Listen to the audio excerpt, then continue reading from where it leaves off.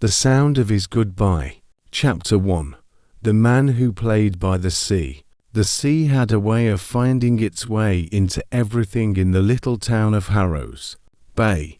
The smell of salt in the laundry, the faint hiss in every window's draught, the shimmer that hung over the streets in early morning light.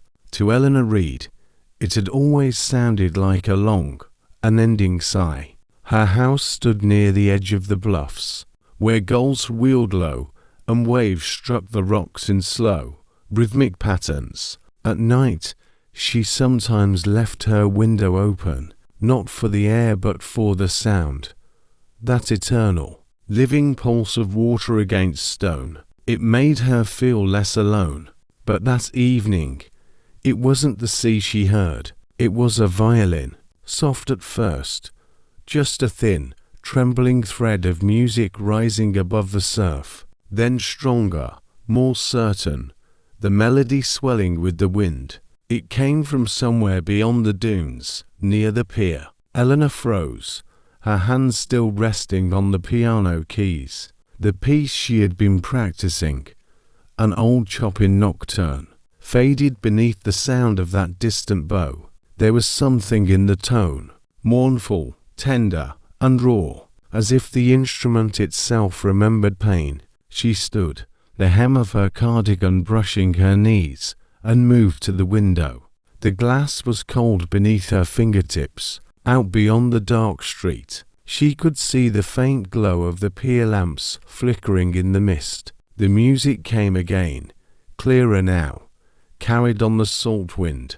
Without thinking, she slipped on her shoes and took her coat from the hook. The night air met her with its familiar chill. The streets were empty, only the murmur of the sea, and that aching song filled the air. Eleanor followed the sound down the narrow street that led to the harbour. The wooden boards of the pier creaked beneath her feet. Lanterns swung in the wind, their light moving like slow fire over the dark water.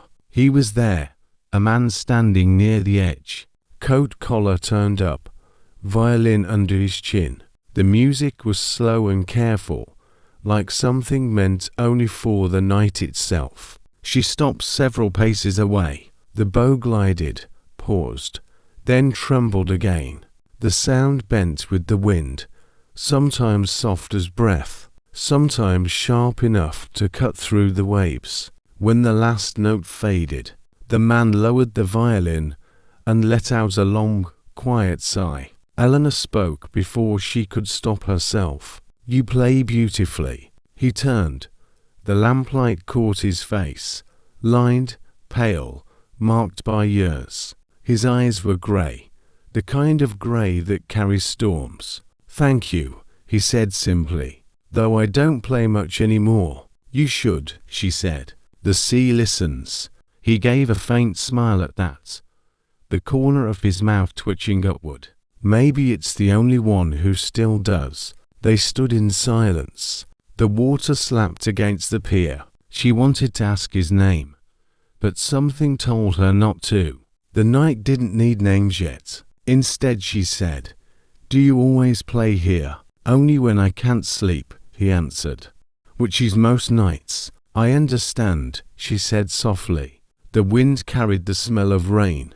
He looked out toward the horizon, then back at her. "You're a pianist, aren't you?" She blinked, surprised. "How did you?" "The way you hold your hands," he said. "Careful, like they remember what keys feel like." Eleanor felt a warmth rise in her chest. Recognition, perhaps. "I used to play. Still do. Sometimes." He nodded, as if that made perfect sense. "Then we have that in common. Playing for no one but the dark." The rain began, light and cold. He lifted the violin again, and with a small nod, asked quietly, "Would you like to stay and listen?" Eleanor hesitated, then stepped closer. "Yes," she said. "Please." The bow touched the strings, and the music rose again, deeper this time, filled with something she couldn't name. She stood beside him, the sea stretching endlessly ahead, the night alive with sound, For the first time in years, she felt awake. The morning after the music, Eleanor woke earlier than she meant to. For a moment she couldn't tell if the sound she heard was still the violin or only the wind moving across the windows. The house was full of light. Gulls cried somewhere above the roofs. She dressed slowly, made tea, then opened the curtains. Down the road the pier shimmered in the early sun. It felt strange to see it empty. The place that only hours ago had been alive with song. By noon she found herself walking that way again. A basket on her arm more for excuse than need.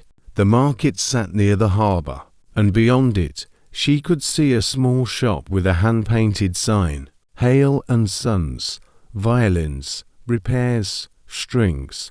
The name tugged at something in her. Inside, the air smelled of pine shavings and varnish. Instruments hung from the walls like sleeping birds.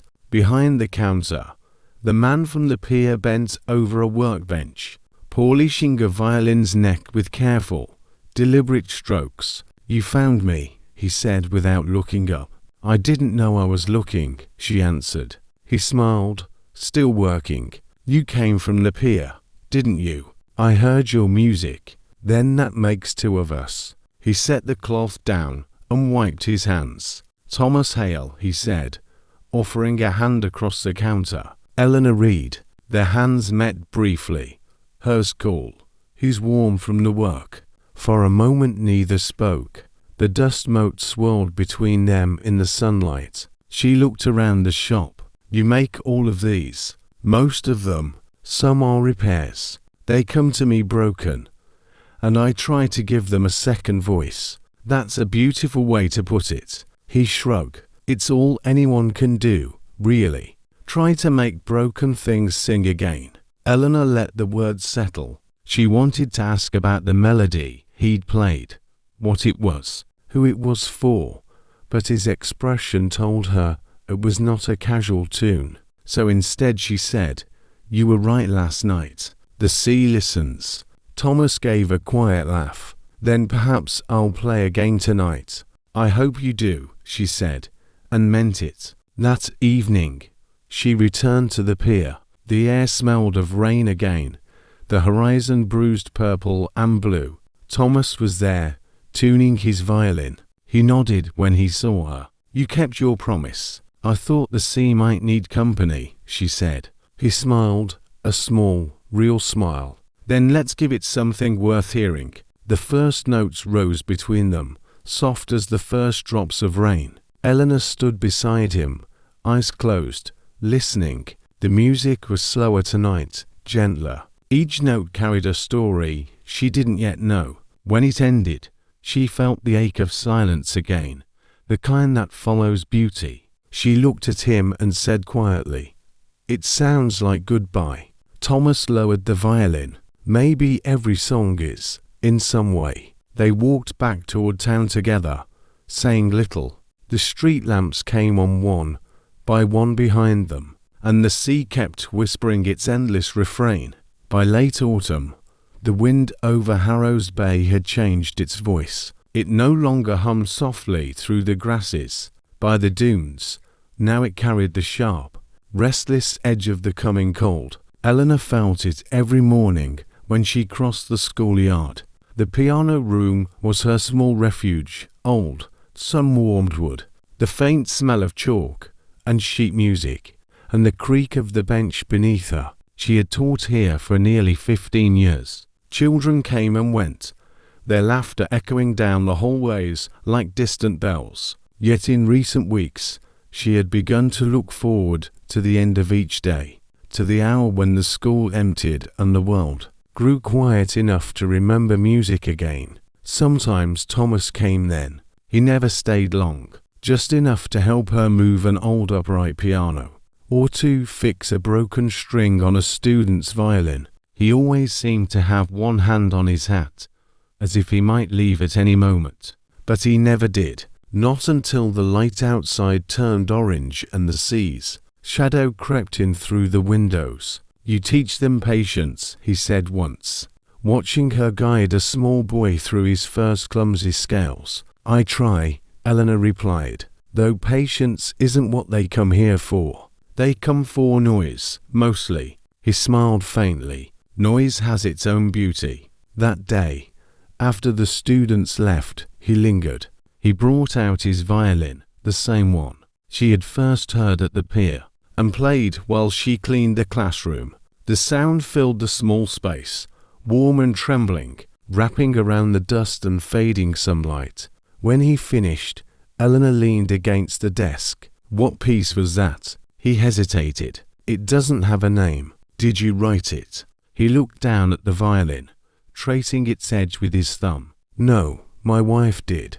The room went still. Outside, a gull cried. "I'm sorry," she said softly. He shook his head. "She's been gone 12 years. The music's what remains." There was nothing she could say to that. She crossed to the window and stared at the pale shimmer of the ocean. "You play it beautifully," she said finally. He smiled, the kind that doesn't reach the eyes. "I play it because I don't know how to stop." That night the wind from the bay drove rain sideways across the streets, tapping against Eleanor's windows like small, hurried fingers. She couldn't sleep. Her mind kept replaying the image of Thomas standing in the empty classroom, his bow poised in the air till the last note had gone, his face caught between stillness and memory. On her desk lay the program for the school's winter recital, a simple printed sheet, the same as every year. Beneath the list of student performances, there was always one space left blank, the guest performance reserved for whatever parent, teacher, or local musician she could persuade to take part. This year, for the first time, she found herself writing a name without thinking. Thomas Hale, violin. In the morning she carried the program to the violin shop. He was there, of course, sanding a fingerboard, sleeves rolled up, sawdust like pale snow on his forearms. "You're early," he said, smiling without looking up. "I brought something," she replied, laying the paper on the counter. He wiped his hands, picked it up. "Read the name." His expression changed. Not quite surprise, more like the weight of an old door closing. "Eleanor," he began. "You don't have to say yes," she said quickly. "But the children would love it. They've never heard a violin sound like yours." "Neither have I." He set the paper down. "I haven't played for an audience since." "I know." Silence. The clock above the counter ticked in the quiet. She added, softly, "It doesn't have to be for them. It could be for her. Or for you." He studied her for a long moment, then looked past her toward the grey line of the sea outside. "If I do this," he said finally, "you'll have to play with me." Eleanor blinked. "Me? You said you still play." "Prove it." A laugh escaped her. Small, startled, real. "It's been years." "Then it's time," he said. "Music shouldn't rust." She hesitated, then nodded. "All right, but only if we rehearse here. I don't trust your piano." He smiled, the first true one she had seen from him. "Deal." They began the next afternoon. The shop was too small for both instruments, so they moved to the school hall. Its cracked stage and dusty curtains turned suddenly into something sacred. Eleanor's fingers trembled on the keys at first. Thomas's bow scraped once, uncertain, then steadied. They tried a simple piece, Schubert's Serenade.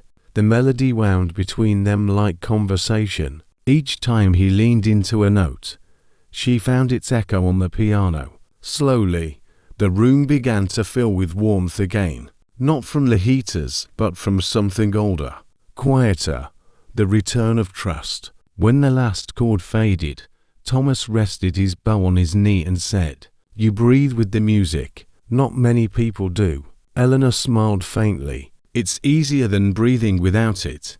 He looked at her then, really looked, and something unspoken passed between them, brief and impossible to name. The night of the recital came wrapped in snow. It wasn't the gentle kind that drifts like lace, but the quiet, heavy fall that softens every sound, a blanket that makes the whole town seem to hold its breath. Eleanor arrived early, keys in hand, her boots marking dark prints along the steps of the school. Inside, the auditorium glowed with soft yellow light. Children in tall large shirts and bow ties rushed about, whispering and tuning instruments that were always just slightly out of tune. The air smelled faintly of pine from the tree near the stage and the wax polish on the piano. Thomas came last. He wore a dark suit that looked as if it had been waiting years in a wardrobe for this single evening. The violin case he carried might have been lighter than the weight in his chest, but not by much. Eleanor met him by the curtain. "You came." He gave a small nod. "Couldn't let the sea have all the music." She smiled. "Are you nervous?" He hesitated. "No. I'm afraid." "Of what?" "Of remembering too much." She touched his sleeve. "Then we'll remember together." The performance went as expected. Nervous children, proud parents, a few scattered claps that came too early. Eleanor accompanied 3 of her students on the piano, her fingers moving with practiced grace. Yet through it all, she felt the quiet gravity of the moment ahead, the one that waited like an unopened letter. Finally, she stood and addressed the crowd. "Our last performance tonight is a special one. Please welcome Mr. Thomas Hale." The applause was polite, uncertain. Thomas stepped onto the stage, violin in hand, eyes lowered. Eleanor followed, taking her seat at the piano. The first notes were soft, hesitant, like the beginning of a prayer. Then they grew, finding their shape. The melody that filled the room was unfamiliar to most, but to Thomas it was as known as breath, his wife's piece. Eleanor had asked him what it was called. He had only said. She named it for the space between 2 heartbeats. Now, under the warm lights, he played as if those heartbeats still lingered somewhere near. The violin's voice trembled, rose, broke, and rose again. The piano followed, weaving around his melody like memory returning. Halfway through, Eleanor felt him falter, not in sound but in presence. His bow hand trembled. The next note came sharp, uneven. She looked up. His eyes were closed, his jaw set. So she carried the melody for him, just a few bars, steady and gentle, until he found his way back. And when he did, the sound that came out of him was no longer careful. It was raw. It was love turned to sound. When the last note faded, no one clapped, not right away. Then, slowly, someone did, then another, until the room filled with applause that sounded distant to Thomas's ears. He bowed once, then walked off stage before anyone could stop him. Eleanor followed. She found him outside, under the snow, his breath visible in the cold. "You did it," she said softly. He shook his head. "No, she did. I only remembered." "You gave her voice back," Eleanor said. He looked at her then, eyes shining wet under the street lamp. "Maybe, but when the music ended, I realized something." "What?" "That I don't know how to live without the sound of her goodbye." The words hung in the air between them, turning into mist before they vanished into the snow. Eleanor wanted to speak, but the wind rose, and in its echo she heard something almost like a violin crying far out over the sea. Chapter 3. What the Wind Remembers. Winter in Harrow's Bay was a slow erasing. Colour drained first from the sea, then from the sky, until the world was left in shades of grey and white. The gulls flew lower, their cries muted by the wind. Smoke from chimneys curled upward, like thin ribbons of memory. Thomas stopped coming to the shop as often. Eleanor noticed it first in the way his doors stayed locked longer each morning. Then in the dark windows at dusk. She told herself he was resting. But she knew better. Something in his playing at the recital had taken a piece of him with it. One afternoon she found him at the pier again. The sea was violent that day, throwing itself against the pilings. Thomas stood with his coat unbuttoned, the violin case resting unopened beside him. "You shouldn't be out here," she said, her voice nearly lost in the wind. He turned slightly, a faint smile on his face. "I was listening." "To what?" "The wind. It remembers." She stepped closer. "Remembers what?" He looked toward the horizon, where the waves broke white against the rocks. "Everything we've ever said. Every song we've ever played. It carries it all away, but it never forgets." Eleanor didn't know how to answer that. She watched as he picked up the violin case and opened it. The wood gleamed dull in the grey light. He didn't play, though. He only held it for a long time, like something he was afraid might disappear if he put it down. Finally, he said, "It's strange. The closer I get to forgetting her face, the clearer I remember her sound." Eleanor felt her throat tighten. "Thomas," he shook his head. I don't say it to grieve. I say it because maybe that's all any of us leave behind. Sound. Echoes in other people."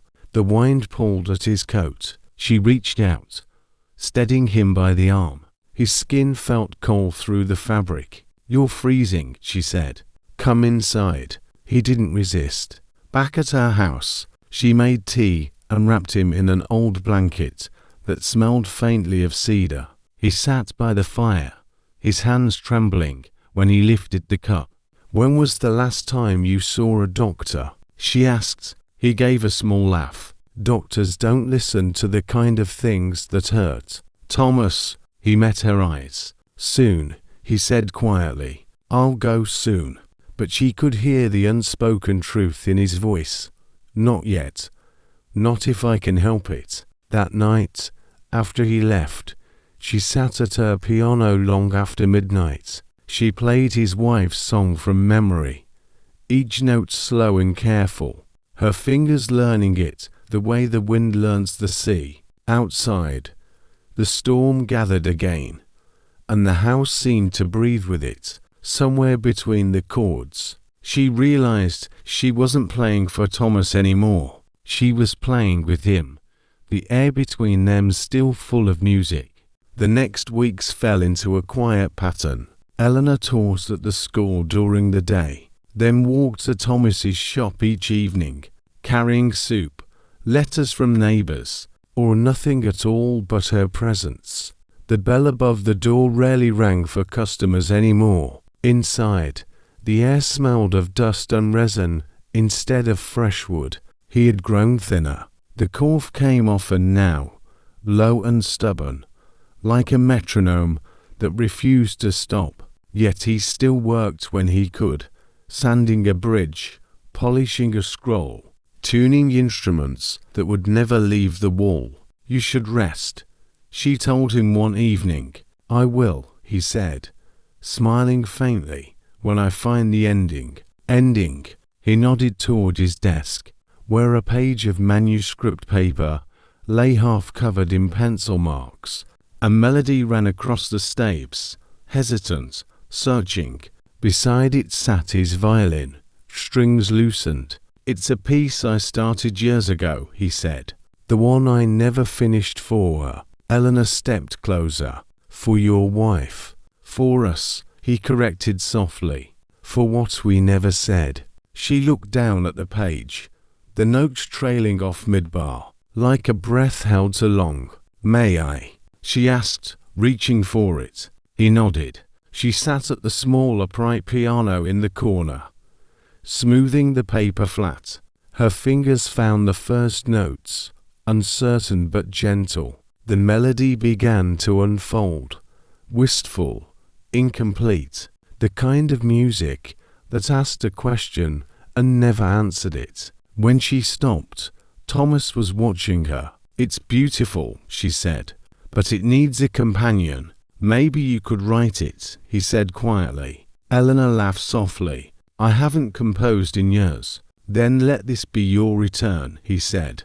finish what I couldn't. She stared at him, searching his face for the trace of a smile, but found only weariness and something like relief. I'll try, she whispered. The following day she spent in her classroom, where the students had gone. The piano became her confessional again, every chord a memory, every pause a heartbeat. She worked from Thomas's melody, not to complete it, but to converse with it, answering his phrases with her own. Sometimes he would visit, standing by the door, listening without a word. Sometimes she caught him humming along under his breath. One afternoon, when she finally played through the whole piece, his melody woven into hers, he said only, "Now it sounds like to people learning how to say goodbye." That night she dreamed of the sea again. The wind outside her window sounded like a bow drawn slowly across strings, a voice whispering through distance, "Remember me by the sound." The winter deepened. Each dawn brought a duller light, a slower thaw, a quieter town. Eleanor marked the season not by the calendar, but by the way the air inside. The shop smelled fewer shavings of spruce, more dust and medicine. One afternoon she found the door unlocked, but Thomas nowhere in sight. His coat hung on the peg. The kettle on the stove had gone cold. She followed the faint sound of coughing to the back room. He sat there by the small window, violin in his lap, eyes half closed. The light fell across him like water. "You should have called," she said softly. He looked up, managed a thin smile. "I didn't want you to see me like this." She knelt beside him, resting a hand on his arm. "You don't have to be alone." "I'm not," he whispered. "You're here." He tried to lift the violin, but his hand shook. Eleanor reached out and steadied it for him. He placed the bow, drew one slow line across the strings. The sound that came was faint, almost air, but it was musical the same. "That's the first note of the ending," he murmured. "The one you wanted me to finish." He nodded. "Promise me you'll play it when I can't." "Thomas, promise." She swallowed. "I promise." He exhaled, closing his eyes again. "Good. Then it won't end with silence." He drifted in and out of sleep as evening came. Eleanor stayed, mending small things, tightening a peg, clearing the workbench, lighting the lamp when the shadows grew. Once he woke and said, almost to himself, "I used to think love was something you heard only once. The first time someone said your name. Now I know it's what remains when the sound fades." She didn't answer. She simply took his hand and let the weight of his words settle between them. Later, when she walked home through the cold, the streets were empty. The wind along the bay carried a low hum, almost a tune. She stopped, listening. For a moment she thought she could hear Thomas playing somewhere beyond the fog, the unfinished melody turning itself into the night. The next morning the shop stayed closed. The sign in the window moved gently with the draft, and the gulls cried above the pier as if calling to someone who no longer answered. Eleanor stood there a long time, the key he had given her heavy in her hand. She unlocked the door, stepped inside, and let the quiet meet her. On the workbench lay the sheet music they had written together. A single line added in his handwriting, "Play this for the sea." She sat at his small piano and began. The notes rose, filled the empty room, touched the air like prayer. Somewhere in the sound she thought she heard his breath, faint but steady, keeping time. When she finished, she closed the lid and whispered into the silence, "I did it, Thomas." The sea heard. Outside, the wind answered with a soft sigh, carrying her words toward the water. Chapter 4. The sound of his goodbye. The morning they buried Thomas Hale, the sea was calm. It felt wrong somehow to still, to obedient, as if holding its breath out of respect. The townspeople gathered at the small cemetery above Harrow's Bay, where the wind carried the scent of salt and pine. Eleanor stood near the front, gloved hands clasped, her eyes fixed not on the coffin, but on the horizon beyond it. Someone read a psalm. Someone else spoke of kindness and craftsmanship. She heard none of it. Her thoughts were filled with the sound of a violin that no longer existed anywhere but memory. When it was over, she stayed behind as the others drifted away. Snow had begun to fall again, thin, glittering flakes that caught in her hair. She brushed one from the name carved into the wood. Thomas Hale, 1935 to 1985, maker of music. Her breath came out as mist. "Goodbye, Thomas," she whispered. I hope the sea was listening. Then she turned toward home, carrying nothing but the key to his shop and the unfinished melody that would not leave her mind.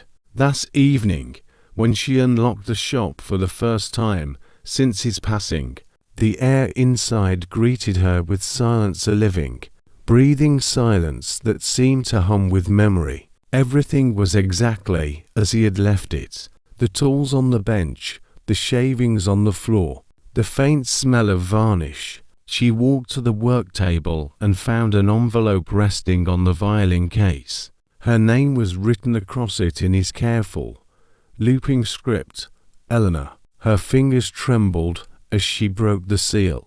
Inside were two things, a letter and a cassette tape, labeled in the same hand. For Eleanor, the sound of goodbye. She sat down, unfolded the letter, and began to read. My dear Eleanor, if you are reading this, it means I have already gone to the place where sound becomes light. Do not be sad for me. Music is not made to last, it is made to echo.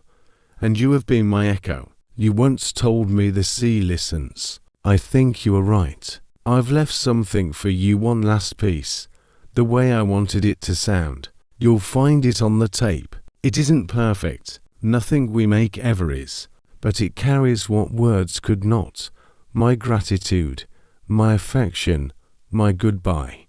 When you play our song again, don't play it for me. Play it for the wind, for the children, for the space between two heartbeats. That's where I'll be listening. Yours always, Thomas. Eleanor pressed the tape to her chest, eyes closed.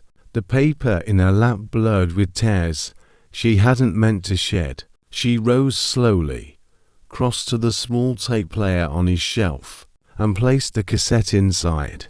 A click, a soft hiss, then music. The violin began alone, fragile and breathless, as if waking from sleep. Then the piano joined her piano, recorded from the sessions they'd shared. The melody wound between them like a conversation resumed beyond time. At one point, she heard him speak faintly over the music. For Eleanor, for the sea. She covered her mouth with her hand, unable to breathe. The recording continued, one last flourish, one last pause, and then it ended. The silence that followed was not empty. It was full of everything he had ever left unsaid. That night, the town slept beneath a thin layer of snow. Street lamps burned low, and the wind moved through the alleys like a tired sigh. Eleanor sat in her kitchen with the tape recorder before her, Thomas's letter folded neatly beside it. The music still lingered in the air, haunting every corner of the house. She could have stayed there, listening again and again, but the words "play this for the sea" kept echoing in her head, soft as breath, firm as promise. So she wrapped her coat tighter, took the recorder and her sheet music, and stepped into the cold. The pier waited like a dark arm, reaching into the waves. The boards creaked beneath her boots, and somewhere beneath them, the water struck wood in its endless rhythm. She placed the small recorder on the railing, pressed play, and set the sheet music on the stand she had brought. The tape began to spin, and Thomas's violin filled the night once more soft, unhurried, carrying through the wind. Eleanor lifted her hands to the keys of the small, portable keyboard she'd carried in a case. It wasn't much, but it was enough. She played along. The wind rose and caught the notes, scattering them across the bay. Each phrase met its echo in the waves. The moonlight shimmered on the water, like the pulse of a living thing. When the song reached the final measure, the one they had written, together Eleanor hesitated. The recorder kept going, but she stopped. For a heartbeat, she listened to the violin alone. Then, very quietly, she whispered, "Goodbye, Thomas," and she struck the last chord. The sound rolled out over the sea, carried by the wind until it was indistinguishable from the surf. When the tape clicked to an end, she didn't move. The silence afterward was almost holy. The sea was still. Even the gulls had gone quiet. She stayed until dawn, sitting on the pier with the recorder in her lap. The horizon slowly brightened to silver, then pale gold. Somewhere beneath it all she thought she could still hear the faintest trace of the melody. His melody folded into the sound of the waves. When the first light touched the water, she whispered one more time, "I kept my promise." A breeze rose then, light and warm, brushing her cheek like a hand. She smiled, knowing he had answered.